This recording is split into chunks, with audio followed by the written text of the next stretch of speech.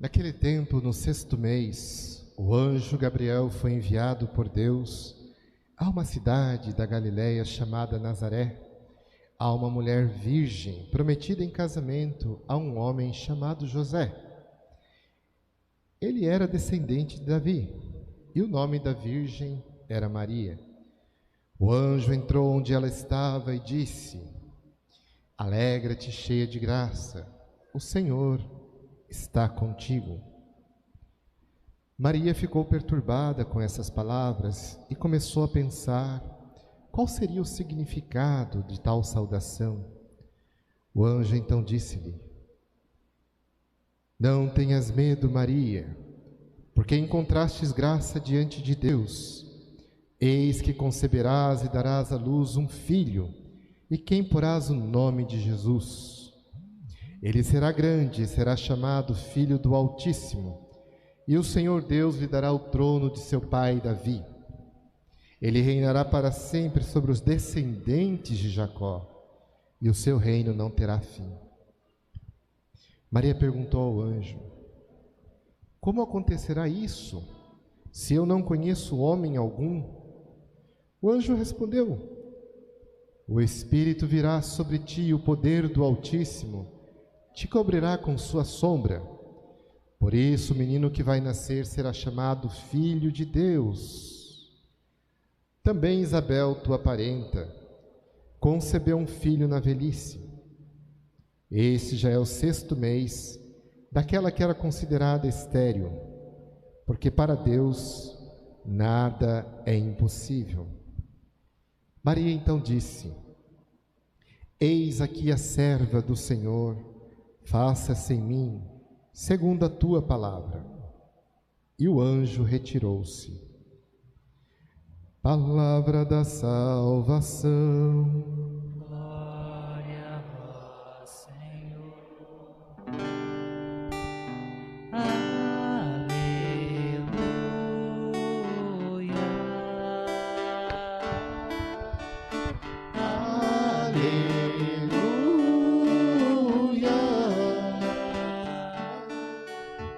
Queridos irmãos e irmãs, hoje a gente faz uma pequena interrupção nesse tempo bonito que é o Advento. Às vezes a gente até se pergunta, por que num período tão espiritual que nos vai educando para essa espera, essa abertura, a igreja interrompe para celebrar o Glória, uma festa, uma solenidade. Porque esse aqui não está contra o sentido do Advento, ao contrário, ele vem preencher e ao mesmo tempo redirecionar o olhar para aquilo que é o centro do mistério da encarnação do Filho de Deus. Deus em nós e nós em Deus. Comunhão plena, plenitude de amor, plenitude de sentido. Então, celebrar essa festa da Imaculada, mais ou menos no sentido bíblico, é reler aquilo que nós vimos na carta de Paulo hoje aos Efésios. Desde a fundação do mundo, antes da criação, Deus, em seu Filho amado, nos escolheu, e nele nos predestinou e nos orientou, e por uma graça especial, fez com que todas as coisas habitassem no seu Filho, no qual encontra todas as coisas a sua plenitude, o seu sentido. Então, o primeiro sentido da festa da Imaculada é um sim a Deus, o sim da humanidade ao Senhor, uma abertura, um desejo, um ardente sentido de orientação para aquilo que nos preenche e nos enche. Então, o sentido de celebrar a Imaculada hoje, a partir da leitura da carta de Paulo aos Efésios, é compreender o mistério mais profundo e anterior ao próprio pecado. Um poeta francês famoso, chamado Charles Péguy, ele certa vez, num de seus livros, O Amanhecer, ao exaltando a figura de Maria, ele disse que Maria é mais jovem que o pecado. Essa expressão, que tem que ter sentido poético, remete-nos a esse sentido da festa hoje, ligando com Paulo, ou seja, aquilo que em Maria brilha é aquilo que Deus tem em relação a cada um de nós. O dogma da Imaculada mostra que a humanidade possui dentro dela uma juventude inapagável, uma graça especial que nem mesmo o pecado pode tirar nem destruir. Nós chamamos isso de imago, imagem, algo que nos aponta para uma semelhança. Por isso, já no primeiro livro da Escritura, na revelação divina, a Bíblia exalta essa criação e diz: quando Deus fez o homem à sua imagem e semelhança, antes de descansar, ele disse: tudo é muito bom. A intensidade desse advérbio expressa a realidade daquilo que Deus fez em nós e fez em Maria. Algo que é imaculado significa um sim do humano para o divino. Por isso, celebrar essa festa não é algo excludente e exclusivo de Maria. Seria empobrecer o sentido da fé se hoje celebrássemos alguma coisa muito especial só dela e esquecêssemos de nós. Ao contrário, em Maria se expressa de forma mais profunda e visível o que em cada um devemos buscar na profundidade do nosso ser, na alegria do nosso existir, na busca profunda e serena da nossa oração. Maria é um espelho, é um ícone, como diz o Concílio Vaticano II, daquilo que é a Igreja na sua totalidade. Ela é a filha coroada e que coroa em plenitude o que cada um de nós um dia vamos viver com Deus. Por isso, então, festejar a festa da Imaculada é celebrar de fato a dinâmica do Espírito que na criação fecundou o caos, o vazio, o torroborru, né, da Bíblia, né? Essa coisa caótica, essa coisa meio informe, né, sem forma. Então, celebrar a Imaculada é essa ordem de Deus que nos orienta. Como diz São Paulo, antes da fundação do mundo, o Pai nos escolheu e nos predestinou em Cristo. Veja então que antes do pecado existe um sim divino. Antes da falta e do fechamento do homem, existe algo em nós que clama e que busca o eterno. E aí a gente pode ler, né, a filosofia, por exemplo, de uma Santa Benedita Maria da Cruz, ou conhecida popularmente como Edith Stein, quando ela diz que o homem que busca fazer o bem está buscando Deus sem saber. Quantas pessoas, né, na vida estão fazendo o bem e às vezes não sabem, mas ali estão buscando o próprio Senhor. Quantas pessoas buscam um mundo de paz, um mundo de justiça, um mundo de harmonia. Quantas pessoas pregam o perdão, a alegria da harmonia interior, da reconciliação. São expressões divinas da Imaculada em cada ser humano. É aquilo que há de mais essencial em nós, de mais profundo em nós. Quando ferimos isso, ferimos uma relação com Deus. Aí entra o segundo sentido das leituras de hoje, sobretudo do Evangelho. A Imaculada não é uma realidade interna, pessoal e fechada de Maria, como se ela fosse muito especial e a humanidade ficasse lá embaixo. A Imaculada simboliza um diálogo de amor, um diálogo de abertura. E aí nasce a nossa esperança, não estamos perdidos. Deus nos busca como buscou Maria. E Deus quer encontrar em nós o que Ele encontrou nela. Por isso, quando o cristão olha para a Imaculada, ele descobre em si a possibilidade do eterno habitar no tempo, do divino morar no humano, do aquele que é tudo se tornar criatura em nós. Por isso, a Imaculada é o fundamento da maternidade. E a própria Igreja reconhece que Maria precede-nos na dimensão física da maternidade, mas ela abre-nos a dimensão materna da espiritualidade. Todos nós devemos e precisamos gerar Cristo na nossa vida. Como diz Paulo, não sou eu que vivo, é Cristo que vive em mim. Ele é a esperança dessa glória que o Pai plantou e colocou no coração do ser humano. Todas as espiritualidades cristãs passam por essa devoção, mas não só devoção, por essa contemplação de um dogma mariano, que na verdade fala-se de um dogma divino. Ele é teologal, ele expressa algo de Deus na humanidade. Ele expressa a verdade mais profunda do diálogo, de um Deus eterno que quer gerar e fecundar nossa humanidade com a presença do seu Filho. Por isso, então, a gente contempla, celebra, enaltece e, ao mesmo tempo, envolve essa festa de hoje para relembrar a nossa condição humana. Mesmo perecíveis, mesmo frágeis, a graça nos precede em tudo. Né? Maria, tu és cheia de graça. A graça que precede, a graça que sustenta, a graça que eleva, a graça que cura, a graça que envolve, a graça que chama, a graça que invoca-nos para o melhor. O próprio Tomás de Aquino, certa vez, disse, num de seus livros, bonito, a graça não vem destruir o que somos, mas ao nos acolher em si, nos eleva para além de nós. Que imagem bonita ao perceber que a Imaculada é fruto dessa graça, de um Deus que não veio anular quem somos, mas assumindo-nos na nossa dificuldade, fraqueza, miséria, nos elevou a uma condição que sozinho não podemos chegar. E por isso, então, contemplar, rezar e beijar esse sentido profundo, porque é uma espiritualidade que nos convida a um diálogo de amor, como é o Cântico dos Cânticos, onde a Imaculada manifesta mais plenamente sua dimensão, que não é fechamento, mas é relação. O que é ser imaculado? É ser fiel à promessa que a gente faz, é dar a palavra e cumprir a palavra, é buscar dia a dia, no cotidiano nosso, encontrar alegria naquilo que fazemos, é ser paciente com as pessoas, é a busca do perdão. Veja, tudo isso é símbolo, sinal de que a Imaculada, o dom imaculado de Deus, permanece vivo em nosso coração. No ato penitencial eu já chamava atenção para aquela frase de Jesus: não apague a chama que fumega. Que bonito olhar a partir dessa dimensão de ternura, Um Deus que é paciente, que não destrói, que não pisa, que não agride. Por isso, então, a dimensão da Imaculada não é um dogma que se impõe de fora para dentro, de cima para baixo. Temos que aceitar.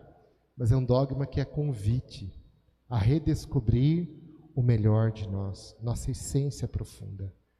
Na tradição cristã, existem duas linhas que são importantes mantê-las em tensão. Quando a gente perde a tensão, a gente cai em coisas ruins, em doenças. Uma teologia, ela enfatiza, por exemplo, o peccatus originalis, que a gente chama de pecado original. O homem, como diz Davi, já fui concebido no pecado, minha mãe me concebeu no pecado. Quer dizer, não se iluda. Você já carrega em si as marcas, as manchas, as dores, as feridas que o pecado causou em todos nós, o dano. Porém, quando a gente só enfatiza essa dimensão, a gente, infelizmente, cria um desajuste, uma visão unilateral, uma concepção errada. E aí a gente vai criando cristãos com mentalidades tóxicas, perigosas até, que ficam enfatizando pecado, inferno, demônio. E aí a gente fica com aquela igreja pesada, chata, ruim, onde todo mundo está julgando todo mundo está pisando em todo mundo. Perigoso. Então veja que o pecado original tem que ser pregado. Nós, como diz Davi, fomos concebidos no pecado. Mas, segundo a segunda leitura, e mesmo o texto de Eva, onde abundou o pecado, superabunda a graça, onde Eva falhou, Maria nos recuperou. São Paulo nos convida então a ver uma coisa que os padres da igreja, e sobretudo o Santo Tomás de Aquino, e depois a tradição teológica, o magistério, enfatiza com força belíssima. A vita beatis, ou a vita beatitudinis, ou seja, a vida feliz, a santidade do amor de Deus em nós, a pertença ao seu reino, a alegria do empenho de Cristo no mistério da encarnação, que atingiu a todos, toca a todos, envolve a todos e em todos penetra no mais profundo. O mistério da encarnação não é somente a história do vivente chamado Jesus de Nazaré. O mistério da encarnação significa que ontologicamente Deus entrou na natureza humana. Para quê? Diz São Pedro. Para que nós nos tornamos participantes da vida divina. Se ele não se fizesse um de nós, nós não nos tornaríamos um com ele. Aqui então está o gancho, a conexão que eu fiz bem no início, quando eu disse, por que celebrar uma festa dessa num tempo tão bonito como o Advento? Porque ela está ligada com o mistério da encarnação. Diz a oração hoje, né? Prevendo e antecipando os méritos de Cristo, Deus preveniu em Maria a humanidade toda para acolher seu divino Filho. Olha que bonita essa oração. Em mérito ao seu Filho na cruz, ele antecipou no tempo e na história o que ele quer dar a toda a humanidade. Deus preservou em nós algo de si. Deus não permitiu nem mesmo que o pecado destruísse. Por isso, se grande foi o pecado, diz São Paulo, muito maior se manifesta a sua misericórdia. Onde abundou o pecado, superabundou a graça. E a graça superabunda não porque o pecado é maior, mas porque o pecado é algo que aconteceu. Mas a graça é primeira, é o primado de tudo na vida de um cristão. Lembra, né? Colocava no início falando de Peggy. Maria é mais jovem que o pecado. O pecado já é velho. Maria está antes dele. Deus, quando nos sonhou, sonhou-nos em Maria. E em Maria revelou-nos um traço que precisamos nos apropriar na nossa espiritualidade cotidiana. Então, se há um pecado originalis, há uma beatitudinis originalis também. Uma felicidade original em nós. E por isso, então, como Maria, somos convidados nesse período de Advento a louvar, a agradecer, a bendizer as maravilhas do Senhor diariamente na nossa vida, no nosso cotidiano. Somos chamados a agradecer por tudo aquilo que o Senhor faz de bom na nossa vida. Minha alma engrandece o Senhor, meu espírito exulta em Deus, meu Salvador, porque Ele fez maravilhas na minha história de vida. Devemos sim não ser negligente com aquilo que nos faz mal, mas muito mais profunda deve ser a nossa gratidão por aquilo que Deus faz de bom na nossa vida. Quantos anjos da guarda, quantas mensagens de Maria, quanta presença de santos, quantos amigos de Deus nos ajudam diariamente a não falhar. Vão iluminando-nos com uma palavra amiga, vão nos aquecendo o coração com gestos, vão fazendo o caminho de fraternidade, vão dando braços. Gente, a gente precisa recuperar isso. Como eu disse, quando a gente, infelizmente, torce para um lado e cria uma religião unilateral centrada no pecado, a gente cria pessoas doentes, todo mundo desconfiando de todo mundo. É tão triste, né? Às vezes eu pego algumas passagens bíblicas para me provocar, como aquela que João diz assim: se tu dizes que ama Deus que vê, e não ama o teu irmão que não vês, és um mentiroso. Só que a palavra amor está tão desgastada, que a gente, eu amo todo mundo. Tem gente que fala assim, padre, eu amo todo mundo. Agora, quando você muda a frase, né, e eu me provoco para me tentar ver como estou, eu provoco sempre mim e pergunto-me: aquele que diz que crê em Deus, que não vê, e não confia no irmão que vê, é mentiroso. Mudou, né? Aí a gente entende se a gente de fato tem um coração confiante nas pessoas, ou se de fato a gente está vivendo muito mais a ênfase da desconfiança, né? Da malícia, da mentalidade que julga, né? Então, não que a gente não deve ter um espírito crítico, ao contrário, devemos sim, né? Alimentar em nós sempre esse olhar que vai se aprofundando, que vai se revisando, que vai se olhando. Mas o problema é quando a gente cria uma mentalidade de crítica destrutiva, né? Destrói tudo e todos. Essa é a consequência de um olhar centrado somente no pecado.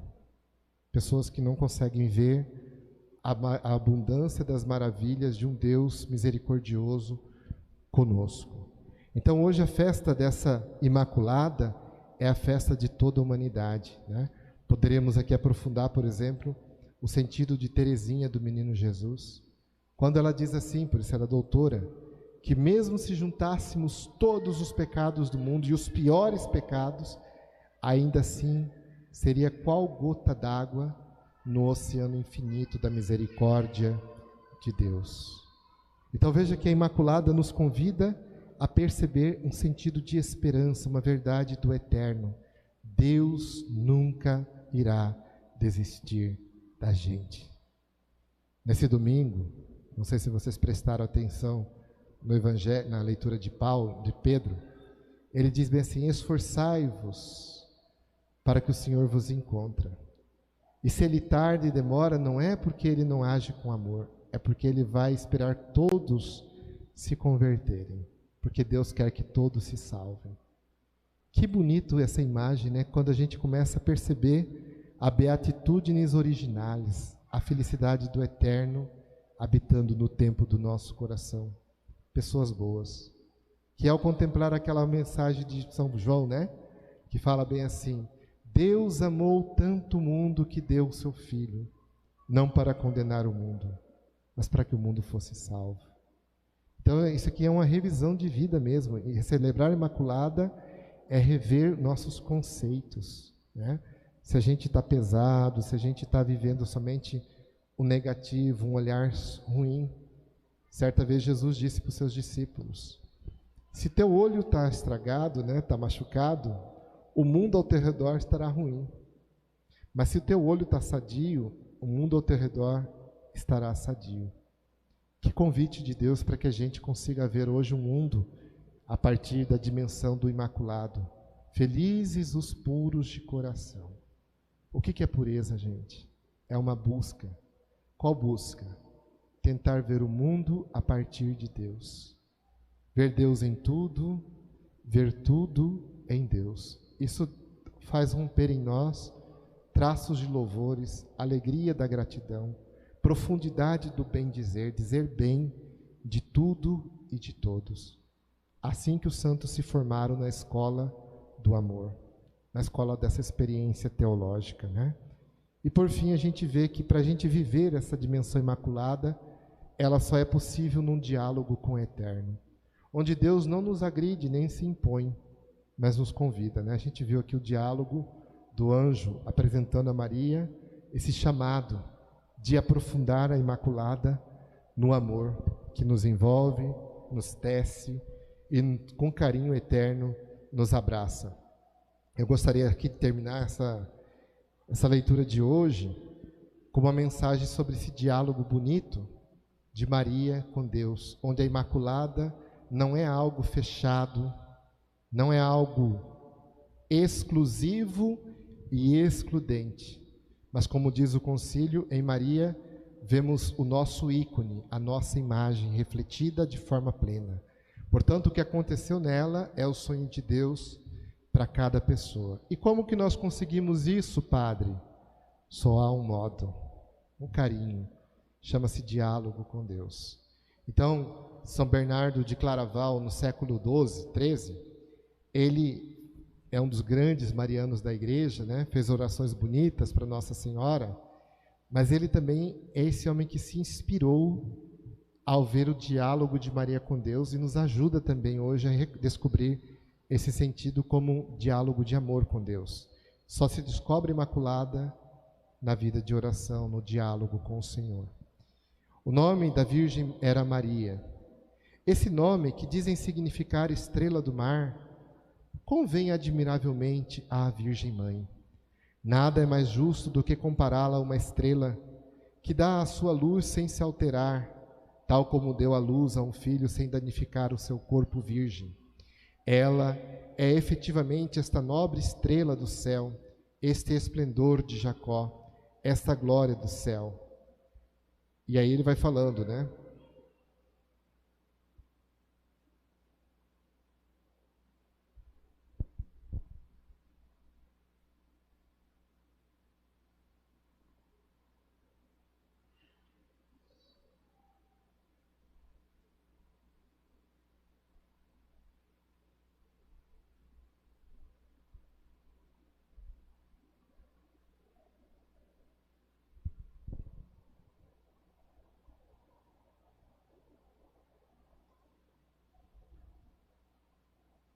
Ixi, perdi aqui.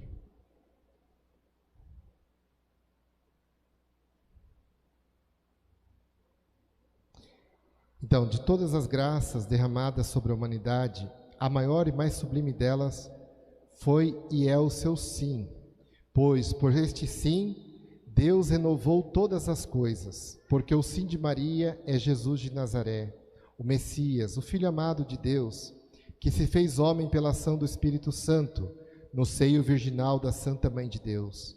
Assim como Deus criou a primeira mulher, a Virgem Eva, sem pecado no paraíso, também criou a Virgem Maria no Espírito Santo, a segunda Eva, também sem pecado. Só que há uma grande diferença entre elas. A primeira Eva disse não a Deus, mesmo criado num paraíso com todas as condições para dizer sim a Ele.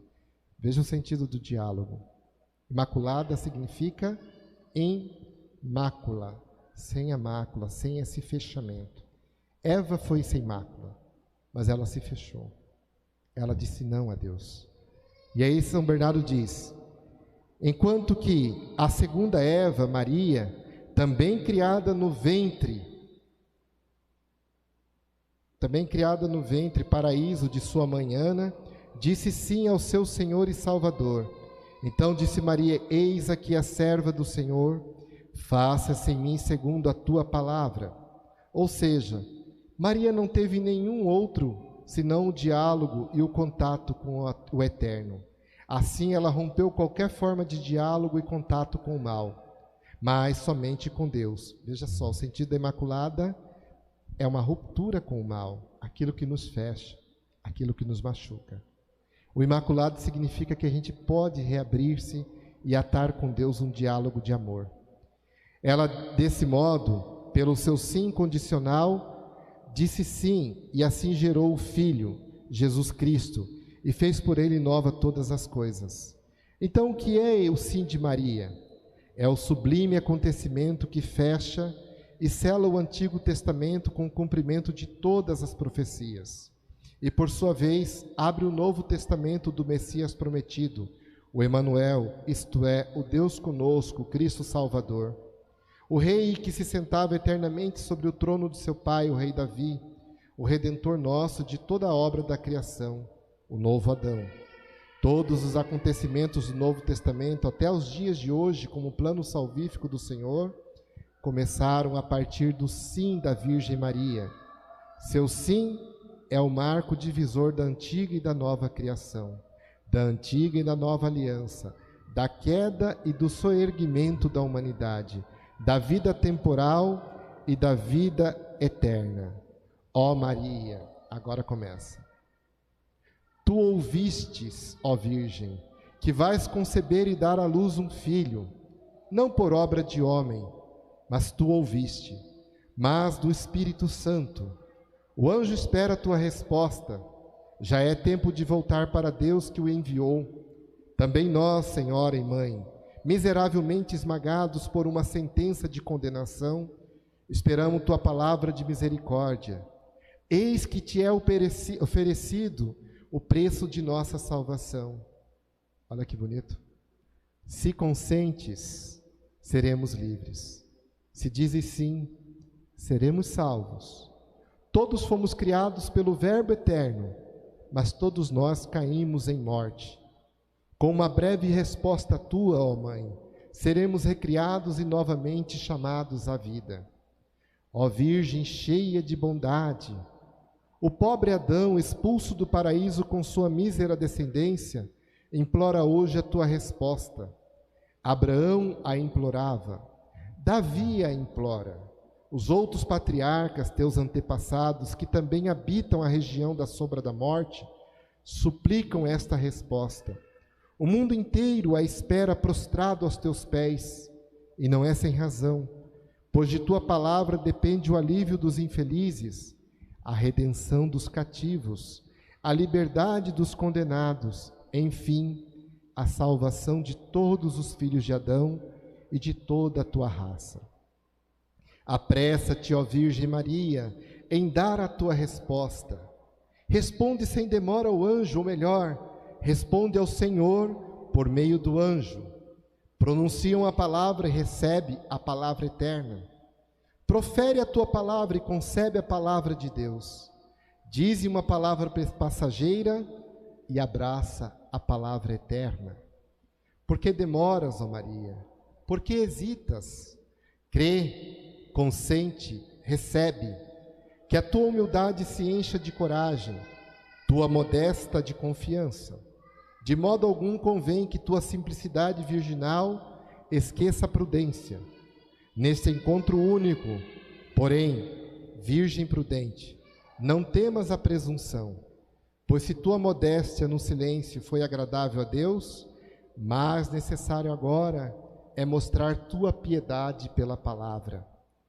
Abre, ó Virgem Santa, teu coração à fé, teus lábios ao consentimento, teu seio ao Criador. Eis que o desejado de todas as nações bate à tua porta.